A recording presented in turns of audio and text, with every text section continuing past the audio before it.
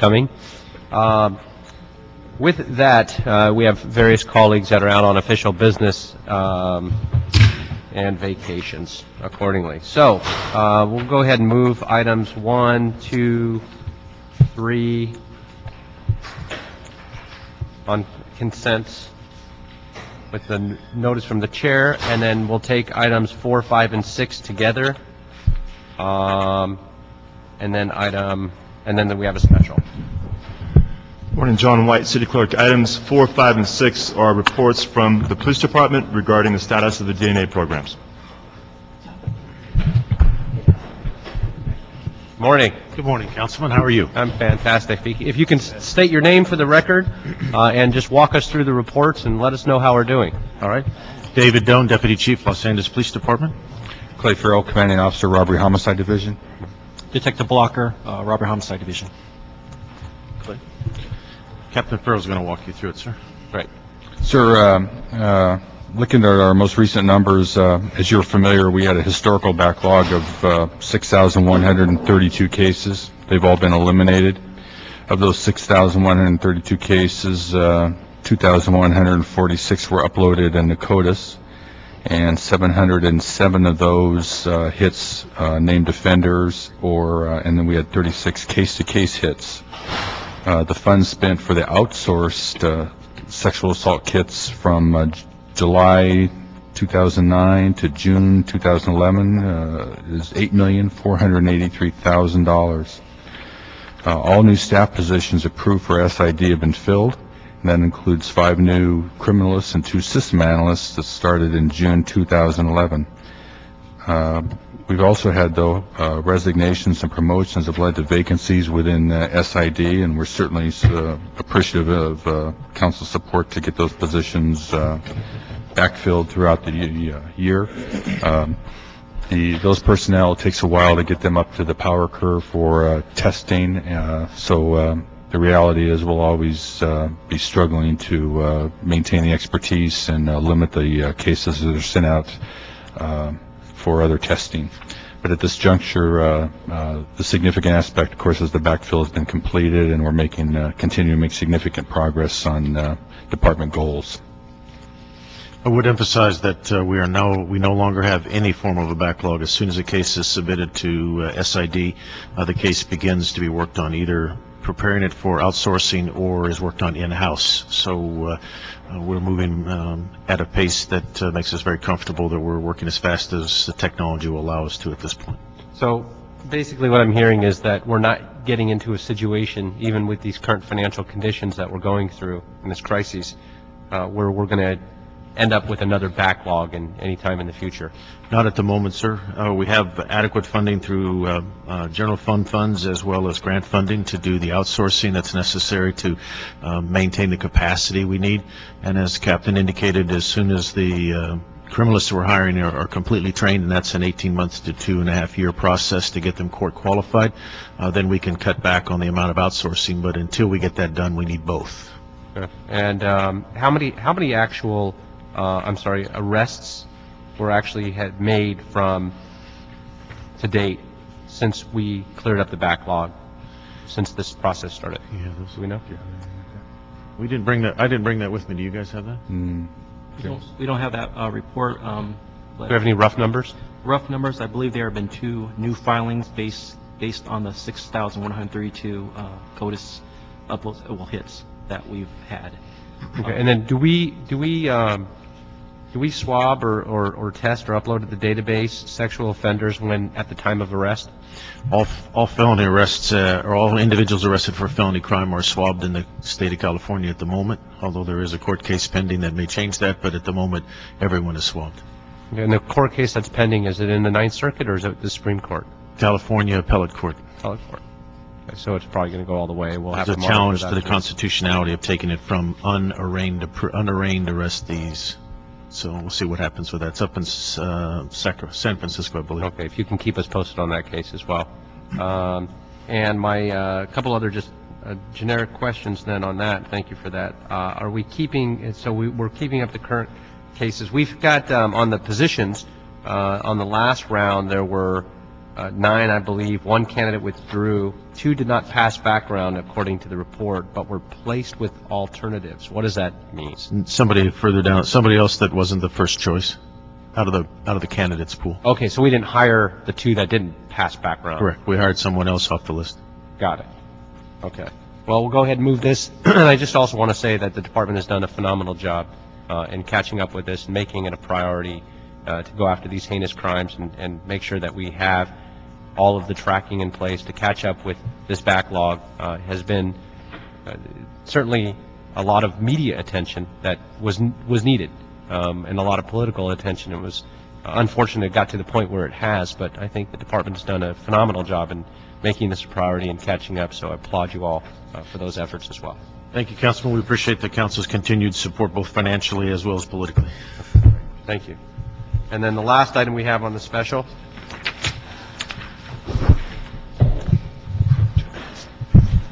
Special 1 is a CAO report relative to the Police Department amending its contract with Marcor Remediation Incorporated for lead abatement services at the department's firearms training facilities, increasing the contract term by an additional 2 years and the contract amount by an additional $2,222,970. Good morning, Jason Kling with the Office of the CAO. The Police Department requests authority to amend their existing contract with Marcor Remediation Incorporated for lead abatement at the department's firearms facilities. The proposed amendment would amend the contract for an additional 2 years and $2.2 million for a total amount of 6 years for the contract and $6.7 million. On December 29, 2010, Marcor Remediation Inc. merged into and with Marcor Environmental LP, which was one of their parent companies. So we needed to make the change to the contract anyways.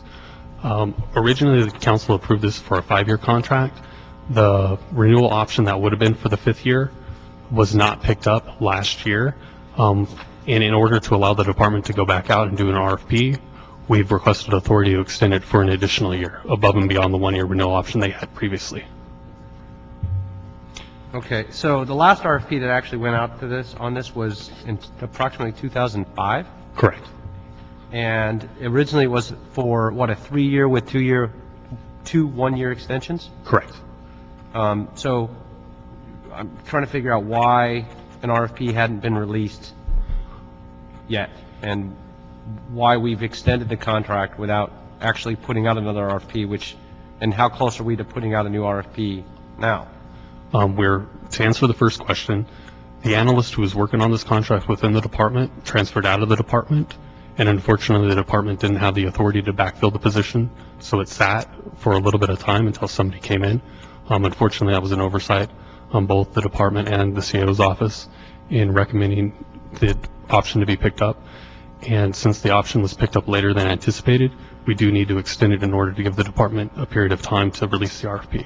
Yeah, my concern on this, though, is that, things have changed a lot over the years. And since this was done in 2005, technology's changed.